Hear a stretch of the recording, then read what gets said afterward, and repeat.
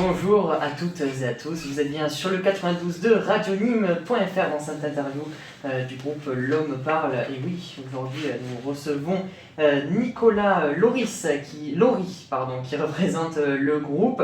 Vous les entendez depuis quelques semaines sur notre antenne avec leur nouveau titre « Vent de toi ». Bonjour Nicolas. Salut Maxime, et un grand merci à vous de nous recevoir sur Radonime.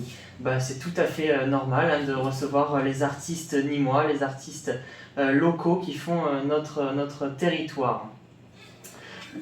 Alors pour commencer cette interview, on va revenir un petit peu sur l'historique de votre groupe, parce qu'il existe quand même depuis quelques années maintenant. Alors comment c'est arrivé cette création de ce groupe finalement ?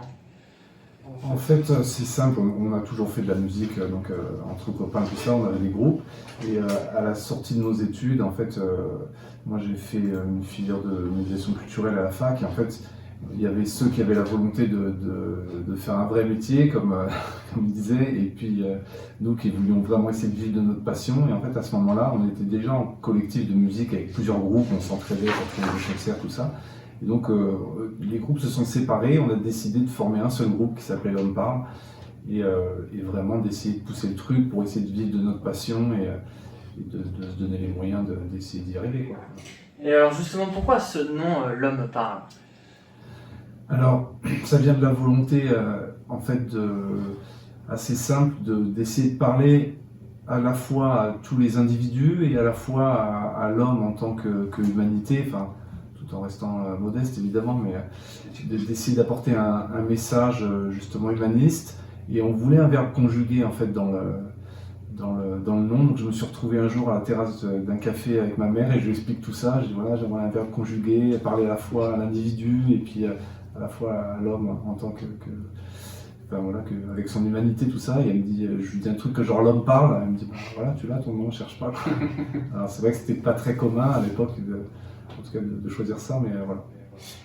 Et alors comment vous travaillez justement ? Parce qu'en groupe, il y a quand même plusieurs personnes dans le groupe. Je suppose que ça va être un petit peu compliqué pour que tout le monde s'entende bien au niveau musical, enfin au niveau de la composition. Comment ça se passe pour l'écriture des chansons ? Alors, on fait souvent deux temps, la musique souvent d'abord. Là on travaille beaucoup avec Alain le guitariste et avec le clavier aussi Yannick. Donc souvent on se réunit, on lance des bases un petit peu, on essaie de marcher au feeling, de ne pas trop viser quelque chose de précis, mais de marcher un petit peu à l'émotion. Et composer les bases d'une chanson, ça peut être assez rapide, ça peut être 10 minutes, un quart d'heure, une demi-heure. Et à partir de là, on a les accords principaux. Après évidemment, pour arriver à la chanson définitive musicalement, c'est des semaines, voire des mois quelquefois de travail, parce que en fait, on pourrait faire ça en quelques heures, mais ce dont on a besoin, c'est du recul surtout. Et donc, c'est pas du travail constant, mais il faut laisser reposer pour revenir dessus, tout ça. Et après, on se voit principalement avec Jay, donc un autre chanteur de L'Homme Parle, et on écrit, on choisit un sujet, on écrit, et ça c'est pareil, c'est souvent des semaines de travail, quoi. On aime bien essayer, en tout cas, d'être assez pointu sur l'écriture, ça nous tient à cœur d'essayer de passer un message, de ne pas écrire sur un coin de table, et voilà. Et donc là, tu es seul pour représenter le groupe, mais il est composé de qui d'autre ? Parce qu'il y a quand même eu, depuis les années 2000, il y a une certaine évolution dans les membres du groupe. Alors effectivement, ça doit faire 10 ans que le groupe existe, et c'est pas évident quand même, parce que c'est une vie un petit peu spéciale, on est sur la route tout le temps, même si on est tous intermittents du spectacle, donc on en vit aujourd'hui. Mais voilà, on est sur la route tout le temps pour construire une relation amoureuse ou avoir une vie de famille normale et tout ça, c'est pas forcément tout le temps évident. Et donc c'est vrai que ça bouge de temps en temps. Et c'est quasiment, je veux dire, c'est tout le temps en bon terme, mais je pense que les gens, au bout d'un moment, ils ont vécu une expérience, ils sont peut-être allés au bout de ce qu'ils imaginaient, tout ça. Et ça bouge. Donc il y avait une première chanteuse qui s'appelait Johanna, quand on a fait un album ensemble, on a fait, je sais pas, plus d'une 50aine de dates et tout ça. Et après, elle avait fini ses études, elle est partie, elle travaillait sur Paris, elle est devenue expert comptable. Ça change. Et depuis, on est avec Manon, par exemple, quoi, voilà. Et donc aujourd'hui, il y a Manon, Jay et moi au chant. Donc Alain à la guitare, Florian, c'est marrant parce que Florian c'est le fils d'Alain. Voilà. Et il y a toutes les générations dans le groupe. Et Yannick au clavier et Jazz à la batterie. Voilà, on est 7. Ok. Et donc dès le départ, on a compris qu'il y avait quand même un certain message dans vos chansons. Alors qu'est-ce que vous transmettez à ceux qui vous écoutent? Écoute, on a du mal à essayer de parler de rien.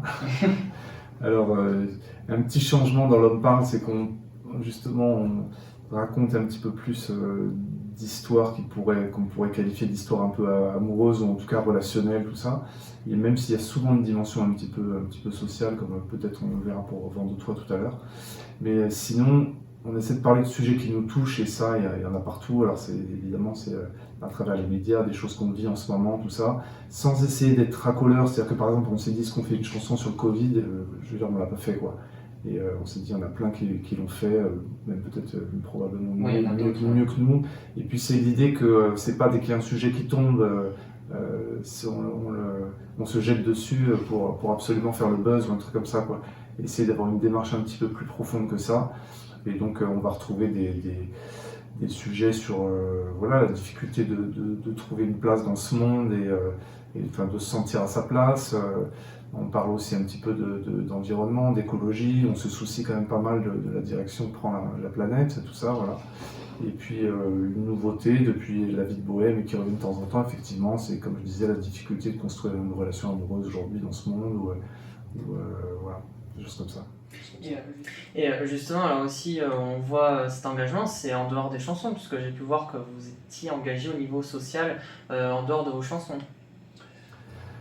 Alors, beaucoup plus avant, enfin toujours un petit peu maintenant, mais en fait, c'est sûr que le développement du groupe et du label aussi qu'on a créé nous prend énormément de temps.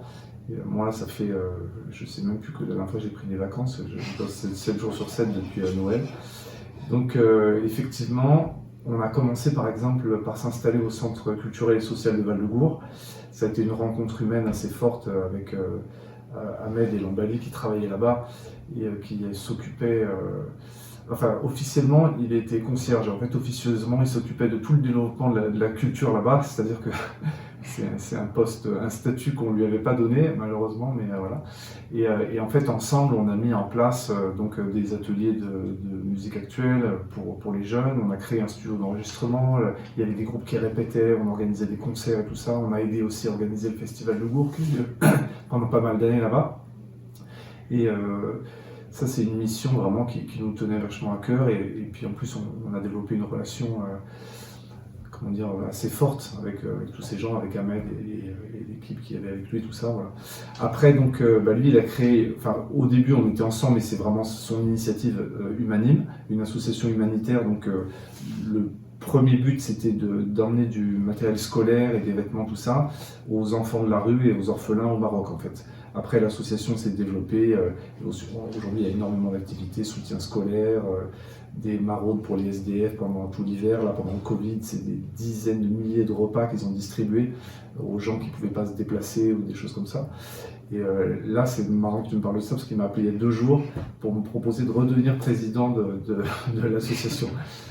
Et évidemment, j'ai accepté avec plaisir de soutenir l'action et comme je connais bien ce qu'ils font et tout ça. Voilà.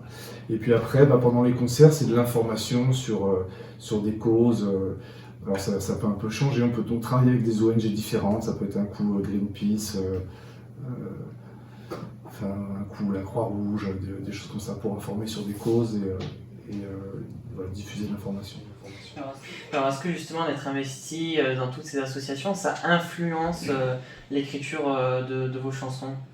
Bah oui, évidemment, parce que c'est quand même important de garder un contact avec le terrain. Je veux dire, nous, on a commencé par ça. Après, c'est vrai qu'on pourrait être vite enfermé dans notre studio et dans les bureaux du label à faire sa promo, tout ça. Mais puis en plus, c'est un peu le virus des musiciens, ça. C'est souvent on s'enferme dans sa cave et on compose, on se coupe du monde. Et en fait, dès qu'on ressort un tout petit peu, ne serait-ce que pour voir des concerts ou faire des activités, ça nous inspire énormément. Et effectivement, c'est important de garder un contact avec le terrain et de pas se perdre dans les méandres de la création artistique lunaire. Et j'ai regardé un petit peu depuis vos toutes premières chansons jusqu'à maintenant sur tous les albums, j'ai vu, il me semble, aucune chanson chantée en étranger. Est-ce que c'est un choix justement de privilégier la langue française ? Oui, complètement. C'est sûr que c'est un choix en plus. Donc je travaille, comme je disais, dans le label qu'on a créé. Moi, je conseille pas mal de groupes. On s'appelle, on se donne des tuyaux, mais sur des directions artistiques aussi pas mal. Et j'ai signé un pack de préférence en tant que réalisateur avec un gros éditeur de musique allemand. Et pareil, on conseille des artistes et tout ça. Alors quand on me pose la question, ou alors quand on me présente un projet qui chante en anglais, déjà, c'est très très dur à développer, parce que si tu chantes en anglais aujourd'hui, ça veut dire que tu te considères aussi fort que Kanye West ou je sais pas qui, ou n'importe qui par exemple. Il faut avoir conscience de ça, quoi. C'est ton concurrent direct dans ce cas-là. Donc faut savoir dans ce cas-là où on met les pieds, ça c'est en termes de promotion, et après évidemment en termes de message. Nous, notre volonté, c'était d'essayer de parler de nous, du monde qui nous entoure, notre environnement, tout ça. Et chanter en anglais, voilà, pour que la moitié des gens ne comprennent pas et que nous-mêmes, on ne sache pas bien ce qu'on dit, à la limite, on n'y voit vraiment aucun intérêt. Voilà. On a une langue qui est belle, on a une tradition littéraire et musicale qui est maintenant ancestrale, avec des très très grands auteurs, compositeurs et tout ça. On pense qu'il y a vraiment de la force aujourd'hui à chanter en français, ça a beaucoup plus de puissance. Et à une époque, il y a quelques années encore, où certains en doutaient, maintenant on sait très bien qu'on peut faire tous les styles de musique en français. On peut faire du rock, ça on le sait très bien, de la chanson évidemment. Les rappeurs ont montré qu'évidemment le français était une langue qui s'y prêtait très très bien. On a dit on fera jamais de l'électro, Stromae est arrivé, il a fait de l'électro avec du français. Tous les styles de musique peuvent s'y prêter très très bien, il suffit de passer un peu de temps sur ces textes. Et voilà. Je vous propose qu'on fasse une petite pause musicale. On va écouter Militant du quotidien et on se retrouve juste après. Restez bien avec nous pour l'interview de L'Homme Parle sur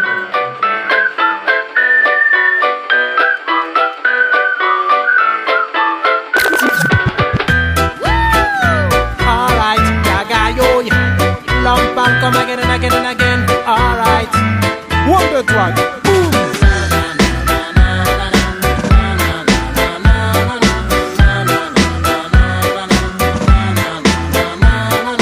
Tremper ma plume dans les larmes et l'amertume de tous les laissés pour compte, pour les galères qu'ils surmontent. L'humanité se consume dans les hommes sortis des urnes, entre l'huissier et l'enclume. Du bonheur on a que l'écume, la loi de la carte à puce, le plaisir côté à l'argus. Pour oublier la réalité on en veut toujours plus. Alors on prend la vie comme elle vient, en s'éloignant du droit chemin. On prépare nos lendemains, militants du quotidien. Militants du quotidien.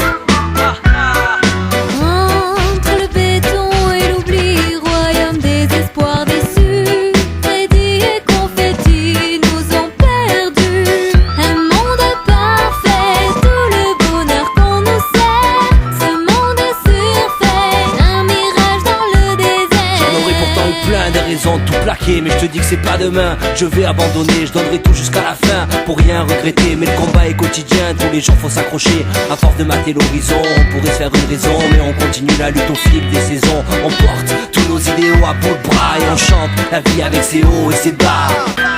Le vent l'emportera sur la langue de bois. Hasta la victoria.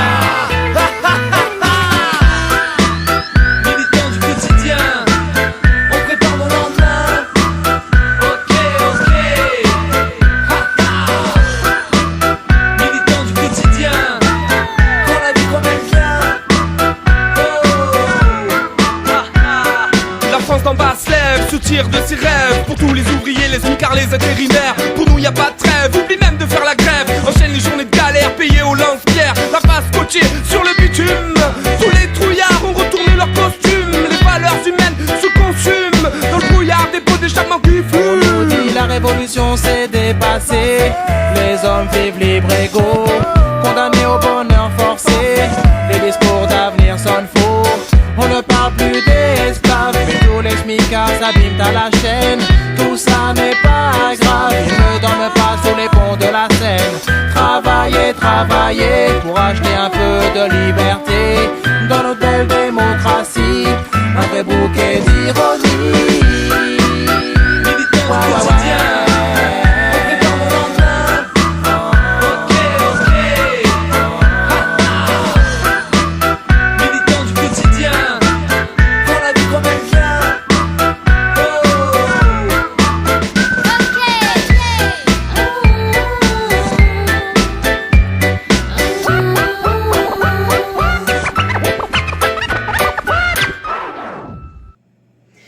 Et oui, aujourd'hui, toujours avec Nicolas Laurie du groupe L'Homme Parle pour nous parler voilà, de ce groupe, du nouveau titre. On va parler aussi du nouveau titre, bien sûr, du nouveau single Vent de toi dans quelques instants. Mais on vient d'écouter Militant du quotidien, extrait du premier album. Alors, qu'est-ce qu'elle veut dire, cette chanson ?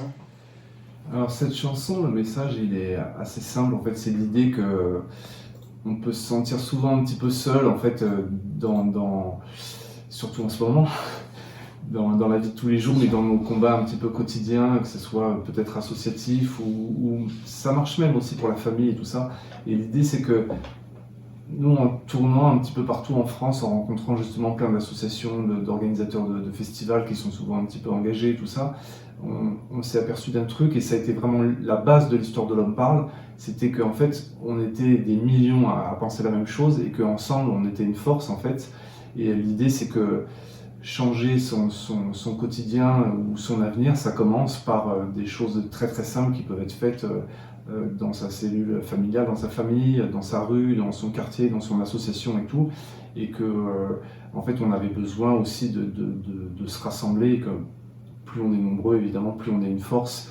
Et l'idée, le message vraiment fondamental là-dessus, c'est une idée de rassemblement en fait, et d'essayer de ne pas se diviser comme font les hommes politiques par exemple à chaque élection et nous présenter 15 milliards de candidats.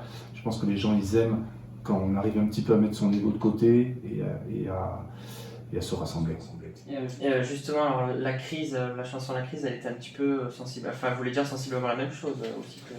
Alors oui, sauf que le contexte était quand même un peu différent. C'était le début de la crise des subprimes, donc avec des licenciements en masse et tout ça, et un climat quand même d'hypocrisie ambiant assez fort.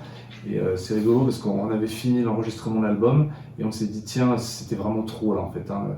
Et on s'est dit on a envie de parler de ce sujet, mais là on s'en fiche, on n'essaie pas de faire un single, on fait une chanson qui est pas formatée, on lâche tout ce qu'on a sur le cœur. Donc à l'époque on fait une chanson de 5 minutes 30 et on se régale à la faire tellement qu'en fait on décide de faire un clip. Mais c'est pareil, quand on fait un clip sur une chanson avec ce genre de sujet de 5 minutes 30, on se dit direct que voilà, c'est juste pour le web par exemple, et voilà quoi. Et en fait on met ça sur internet et on fait genre, au début on était content, on fait 1500 vues le premier jour, on dit ah super et tout. Et en fait au bout d'un mois on faisait 60 000 vues par jour, donc ça monte après à 3,5 millions. Et là, ça change ton quotidien. Ça peut être du jour au lendemain, le téléphone se met à sonner, c'est Europe 1, France Inter, France Culture, M6.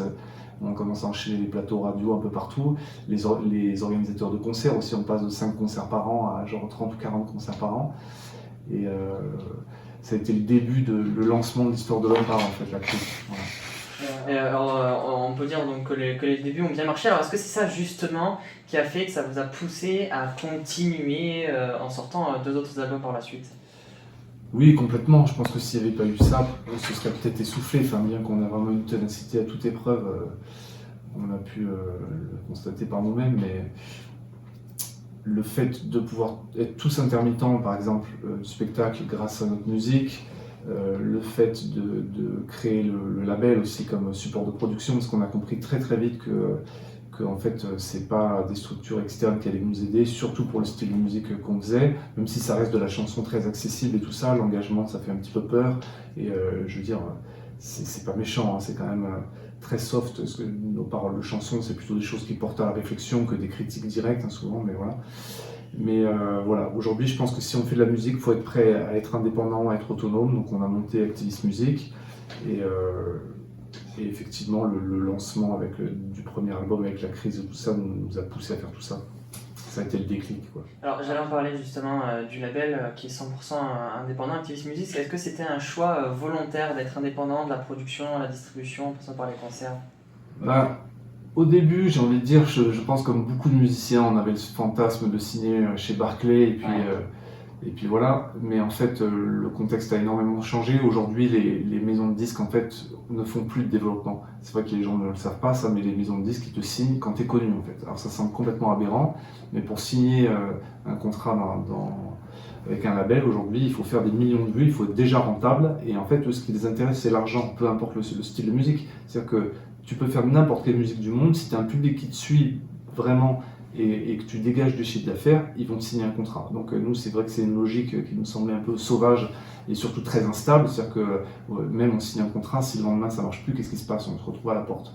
Donc on a voulu monter Activist Music et être indépendant. Donc aujourd'hui, on a un studio d'enregistrement. Donc on fait ça depuis plus de 10 ans, enfin à tel point que moi je bosse comme ingénieur du son réalisateur pour d'autres structures maintenant aujourd'hui. Donc on a un studio d'enregistrement, on fait écriture, composition, mixage, mastering nous-mêmes, enfin avec un autre ingé son, André Dalcan, qui nous fait le mastering. Après on fait toute la promo, donc ça veut dire, on s'en rend pas compte, mais envoyer le message à plusieurs centaines les chansons à plusieurs centaines de radios, il faut les rappeler une par une, voilà, faire des campagnes de promo sur internet, machin, tout ça. Faire ses supports de com, ça veut dire qu'on réalise nous-mêmes nos clips vidéo. Voilà, et les demandes de financement aussi, on a plein d'organismes comme la Société des auteurs-compositeurs ou les collectivités territoriales, tout ça, ça veut dire remplir les dossiers. Donc voilà, au final on se retrouve à faire de la compta, de la logistique, de l'administration, de la promo, de l'enregistrement, de la technique et tout ça. Voilà. Mais c'est vrai que ça reste passionnant. Tu en parlais un petit peu en antenne, mais est-ce qu'il y a d'autres artistes dans ce label du coup? Alors, effectivement, ça a été une question qu'on s'est posée il y a quelques années, c'est-à-dire qu'il a été question, c'est l'histoire de Vent de Toi d'ailleurs, qu'à un moment donné, peut-être le groupe fasse une pause et tout, et moi je me suis dit, oulala, si le groupe s'arrête, c'est la fin du label et c'est la fin de la musique, il va falloir se trouver un autre métier dans ce cas-là. Donc on s'est dit qu'on allait se diversifier un petit peu et notamment signer plus d'artistes et lancer plus de projets. Donc aujourd'hui on a L'Homme Parle, qui est un groupe de chansons pop qui a démarré le label. On a Monsieur Michel, qui est chanson électropop, qui est très actif en ce moment parce que c'est le 3e clip qui sort en 1 an, il fait plein de petites vidéos et tout ça. Je vous encourage vraiment à aller écouter son dernier single, Taille Haute par exemple, qui tourne en ce moment sur internet. Et ça ressemble un petit peu à Sébastien Tellier, un petit peu à Baxter Dury, un petit peu à Julien Doré, des trucs comme ça, voilà. Donc Monsieur Michel, qui est de Nîmes, évidemment. On a un autre projet qui est sorti il n'y a pas longtemps, c'est un projet de musique électronique, techno, c'est une autre de mes passions, voilà, que j'ai lancé sous le pseudo Apollo. Donc le premier clip est sorti sur internet, donc ça s'appelle Apollo, A-P-O-L-O. On a un 4e projet qui s'appelle Soleil Noir, c'est de l'électropop, un peu genre l'Impératrice, genre un peu Daft Punk en français, quoi, voilà. Et qui devrait sortir, je pense, en septembre. En fait, le projet est prêt, mais on attend parce que c'est vraiment pas le bon contexte en ce moment et avec les grandes vacances qui vont arriver, tout ça, c'est pas le bon contexte. Et un 5e artiste qui s'appelle Obi, qui est un chanteur de soul qu'on a trouvé sur un casting qu'on a lancé dans toute l'Europe avec un éditeur de musique allemand justement, et on est tombé en amour devant sa voix exceptionnelle et du coup on l'a produit. Voilà. On va revenir maintenant bien sûr sur votre dernier single, Vent de Toi. Alors est-ce que pour vous ce titre c'est une certaine évolution par rapport au précédent? Parce que c'est vrai qu'au départ c'était plutôt mélange de rock, soul, rap, et là on est passé plutôt sur des sonorités un peu plus pop. Est-ce que c'était un choix? Alors c'est marrant, tu vois, que tu es passé militant du quotidien en premier, parce qu'en fait c'était l'idée de on aime se faire plaisir, donc on n'a pas vraiment de barrière, on évolue comme tu dis entre la chanson, le rock et tout ça, ou quelquefois un petit peu plus urbain sur nos débuts et tout. Et en fait, Vent de Toi, c'est à la fois l'envie de faire un petit peu un retour aux sources sur un titre comme Militant du quotidien, justement. Et quelque chose que c'est peut-être le titre qu'on a préféré composer et jouer dans l'histoire de L'Homme Parle. Et en même temps, à la fois, l'envie d'évoluer un petit peu et d'avoir un son un petit peu un peu plus pop, un tout petit peu plus sophistiqué, enfin voilà, d'être un petit peu moins alternatif dans le son en tout cas. Voilà. Et voilà, ça part de ça avec des inspirations. On le verra sur les prochaines chansons qu'on sortira, qu'on est en train de travailler, des inspirations comme par exemple Milky Chance, des trucs comme ça, où l'influence entre-temps, il y a eu quand même l'arrivée de l'électropop française, avec tous les trucs genre The Avener, machin, tout ça, et ça a influencé notre démarche un petit peu, par exemple. Ce qu'il faut savoir aussi, c'est qu'il y a eu un clip, bien sûr, sur ce single Vent de toi. Et ce que tu disais par rapport au label, c'est que c'est vous-même qui l'avez réalisé, ce clip, franchement très réussi. Alors comment ça s'est passé pour la réalisation de ce clip? Alors la réalisation du clip, donc c'était un petit peu compliqué parce que on a fait ça entre 2 confinements. Donc on avait une première idée qui a dû être abandonnée. En plus, entre-temps, c'est un petit peu compliqué de se voir parce que on a la chanteuse qui est à Bordeaux, on a un musicien qui est à Paris, donc voilà. Et donc on avait une fenêtre de 2 jours pour tourner le clip et on a revu nos plans au dernier moment et tout ça. On a appelé la mairie du Grau-du-Roi pour avoir la plage de l'Espiguette et en fait on a eu l'autorisation en 24 heures. Et ils ont été vraiment très très sympas, ils nous ont même aidés, tous ces des gens pour nous accompagner le jour même et tout. Et donc l'idée c'était de... Alors c'est drôle parce qu'on a eu 3 jours pour chiner des trucs sur le Bon Coin, parce que l'idée c'était de reconstituer des intérieurs de maisons sur la plage de l'Espiguette et que les chanteurs allaient déambuler au milieu en fait. Et donc on a été aux 4 coins du Gard chercher un fauteuil, un canapé, une lampe, des trucs comme ça, voilà.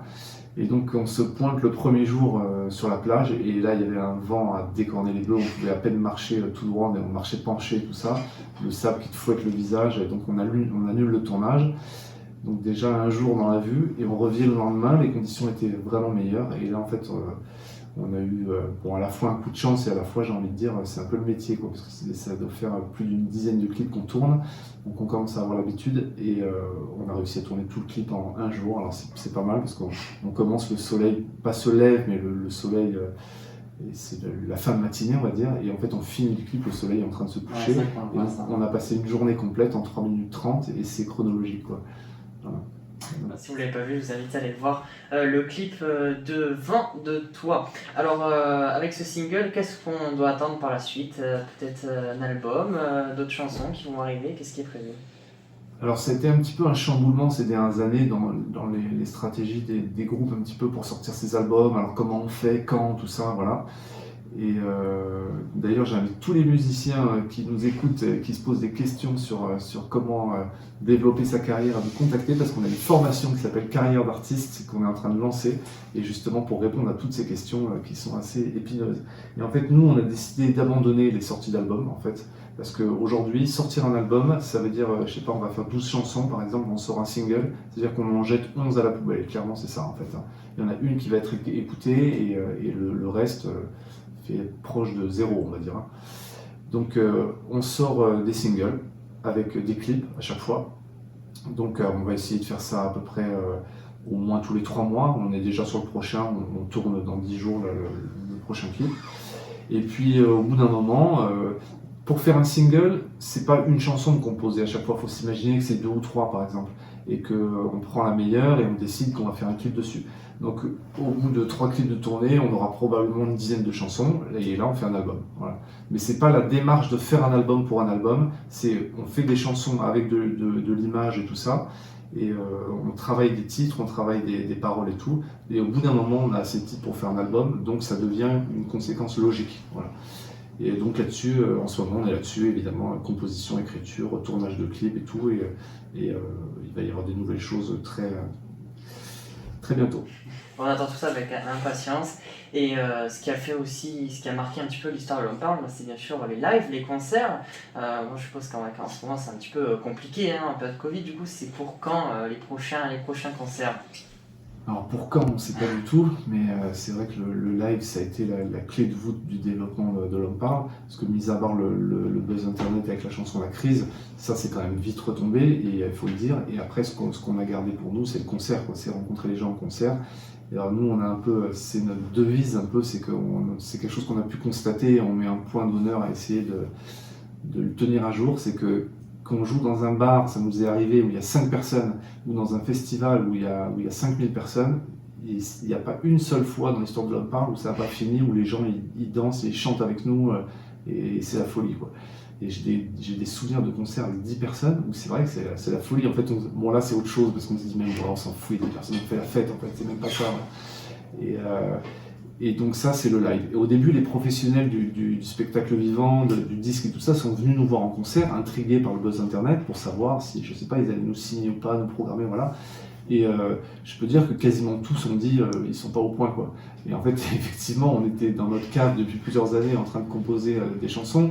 Et techniquement, on n'était pas au point. Par contre, on avait un truc, c'était l'énergie.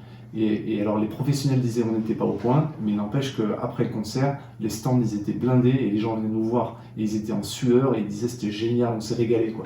Alors, du coup, c'est vrai qu'ils étaient peut-être pas posés sur le bord de la scène en train de regarder techniquement ce qui se passait. Et s'ils avaient fait ça, ils auraient peut-être un peu déchanté. Mais en tout cas, il y avait l'énergie. Et ça a toujours été une relation fusionnelle avec notre public. Et c'est encore une fois, c'est ça qui nous a fait continuer le groupe, parce qu'on a failli arrêter là, il y a 2 ans, et en fait on a fait un dernier festival à Toulouse, et c'était le feu encore une fois, on est descendu de là et on s'est dit mais c'est pas possible, on peut pas se passer de cette énergie, de cette relation magique qu'on a entre nous et avec le public, quoi. On espère qu'on va vous retrouver très prochainement sur scène en tout cas. Merci beaucoup Nicolas Laurie d'avoir répondu à nos questions pour Radio Nîmes.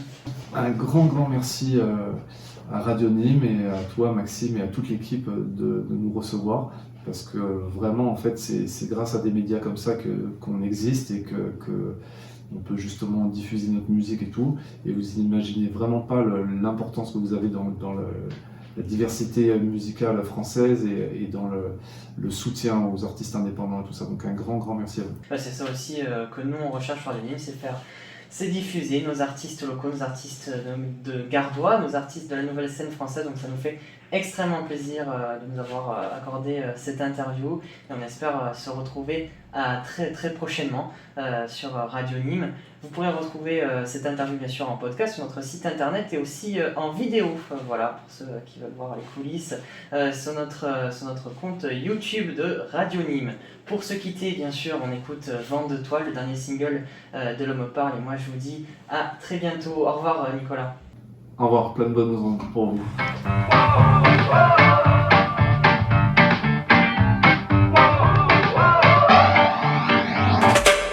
Est-ce qu'on s'aimera comme des amants si j'ai pas de compte aux îles Caïmans? Même pas de Rolex après 30 ans. J'ai des valeurs d'un autre temps. J'adore te regarder quand tu danses. On dirait que t'es seul au monde. Le temps s'arrête et je pense que tu es à moi juste une seconde. On pourrait vibrer toute la vie dans l'insouciance des lendemains, faire l'amour comme la première nuit, un peu sauvage, un peu gamin, jusqu'à la fin. J'ai eu vent de toi, l'automne est passé par là. J'ai eu vent de toi, le printemps nous retrouvera. J'ai eu vent de toi, si le monde nous inspire pas. J'ai eu vent de toi, on met les voiles, toi et moi. J'ai faim de moi dans la tourmente. On vivote entre terre et ciel. Pas très doué en force de vente. Notre richesse est immatérielle. De toi, moi, et ben je m'en fous. Tant que t'es pendu à mon cou, nos corps perdus s'envoient en l'air. Je t'embrasserai demain comme hier. Si les ennuis sont de la partie, on les chasse à coups de pied dans le cul. Jusque là, on s'en est sorti. On improvise et c'est reparti. Et c'est reparti. J'ai eu vent de toi, l'automne est passé par là. J'ai eu vent de toi, le printemps nous retrouvera. J'ai eu vent de toi, si le monde nous inspire pas. J'ai eu vent de toi, on met les voiles, toi et moi. Déserteur de l'ennui, j'ai perdu le goût du profit. J'ai eu vent de toi au bout de la nuit. Bye bye les coups du samedi. T'aimer c'était tentant, un taf pour un cœur de titan. Dis quand est-ce qu'on fout le camp de la foule et de tout ce boucan. Animal en cavale, nuit debout, orgiaque. Avec toi c'est la vie que je braque. Tu t'ennuies, j'ai que dalle, dis-moi oui, je t'emballe. Si je pars sans toi, je claque. J'applaudis à la fin des temps, tant qu'on le quitte en amant. On se bécote comme des débutants. shooter au firmament. L'automne est passé par là. Le printemps nous retrouvera. On met les voiles, toi et moi. J'ai eu vent de toi. L'automne est passé par là. J'ai eu vent de toi. Le printemps nous retrouvera. J'ai eu vent de toi. Si le monde nous inspire pas, j'ai eu vent de toi. On met les voiles.